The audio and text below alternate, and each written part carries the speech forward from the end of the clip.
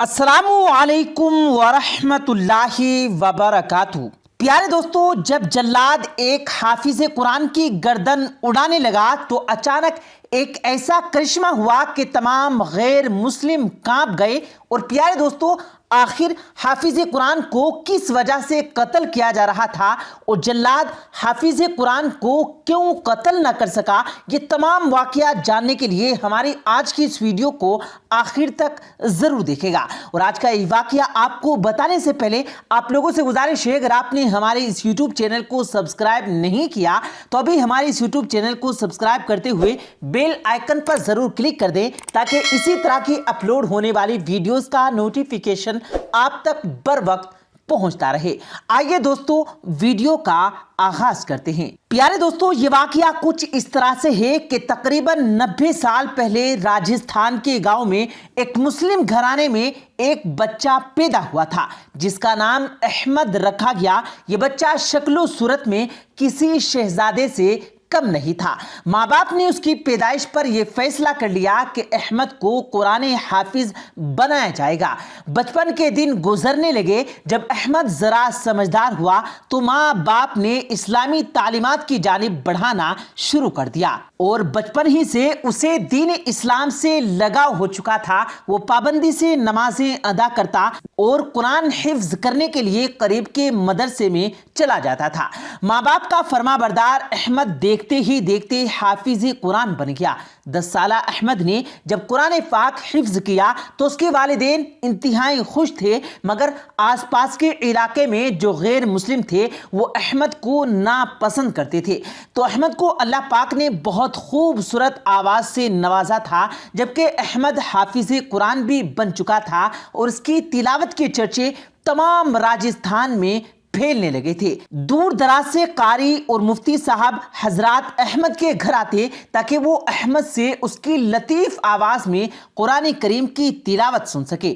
پیارے دوستو، یہاں سب سے اہم بات تو یہ تھی کہ چند ہندو گھرانے بھی احمد کی خوبصورت آواز سے متاثر ہوئے اور انہوں نے دین اسلام کا مطالعہ شروع کر دیا۔ یہ دیکھتے ہوئے علاقے کے ہندو پنڈت احمد اور اس کے والدین کے خلاف ہو گئے اور ان کے خلاف سازشوں کا جال بچھایا جانے لگا۔ ایک دن احمد نماز سے فارغ ہو کر واپس گھر جا رہا تھا کہ اچانک چند لوگوں نے اسے گھیر لیا، اس پر الزام لگایا کہ اس نے گاؤں کے سردار کے گھر چوری کی ہے۔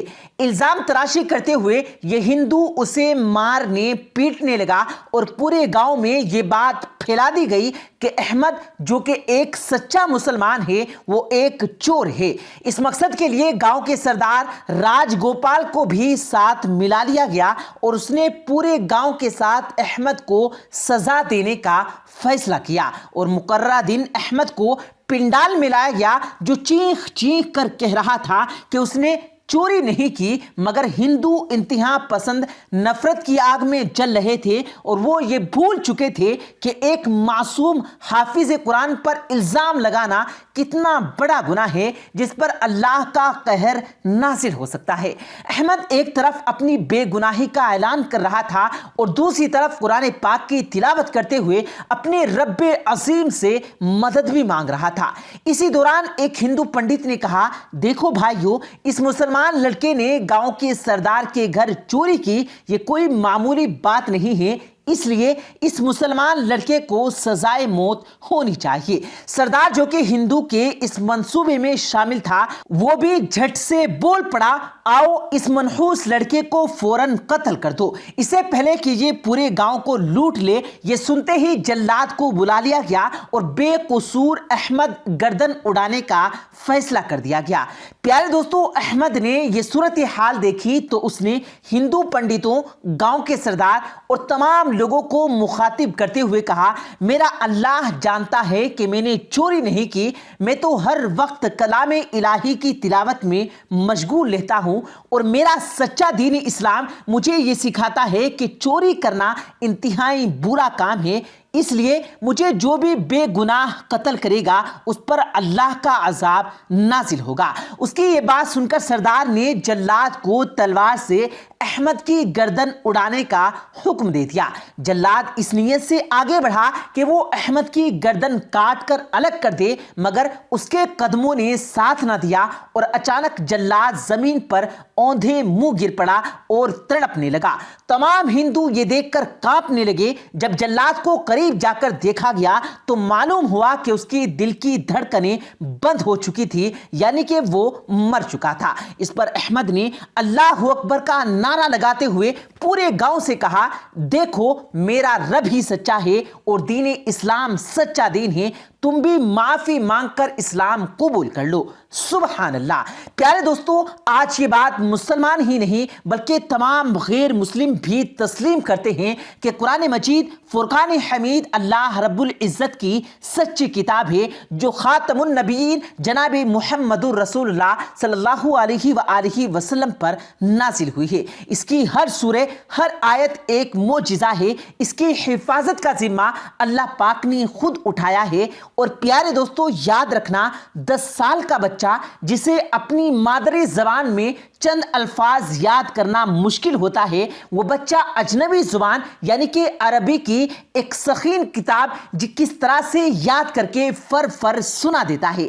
اسی طرح اگر کسی مجلس میں یا نماز تراویح میں کسی قاری، عالم یا حافظ قرآن کے کسی پارے کی کوئی آیت بھول جائے یا چھوٹ جائے تو فوراً حافظ بچہ بول اٹھتا ہے اور اس کے بتانے کی وجہ سے ہی قاری صاحب آگے چل سکتا ہے۔ یہ بھی اس کلام پاک کا ایک معجزہ ہے۔ اسی طرح پیارے دوستو، دنیا کی کوئی کتاب اگر انسان ایک بار پڑھ لے تو دوسری دفعہ پڑھنے کو اس کا من نہیں چاہتا، لیکن قرآن پاک رب العالمین کی یہ واحد کتاب ہے جس کے پڑھنے سے ہر بار نیا سرور اور نیا جذبہ پیدا ہوتا ہے اور دل کو سکون ملتا ہے۔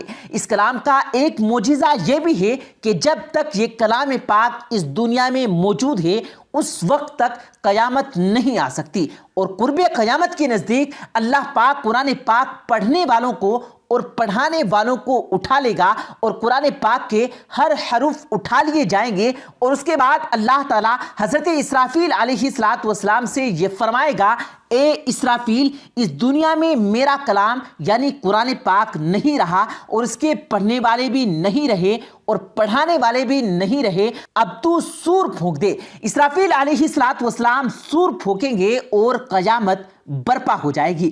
جو لوگ اس قرآن پاک سے جڑے، اللہ پاک نے انہیں بستیوں سے اٹھایا اور بلندیوں پر لے گیا، اور جو لوگ اس قرآن پاک سے کٹ گئے، اللہ پاک نے انہیں بلندیوں سے پستیوں میں پھینک دیا گیا۔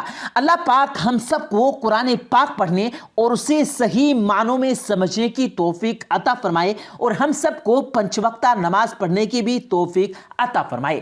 آمین ثم آمین۔ پیارے دوستو، امید کرتے ہیں آپ کو آج کی ہماری یہ ویڈیو ضرور پسند آئی ہوگی۔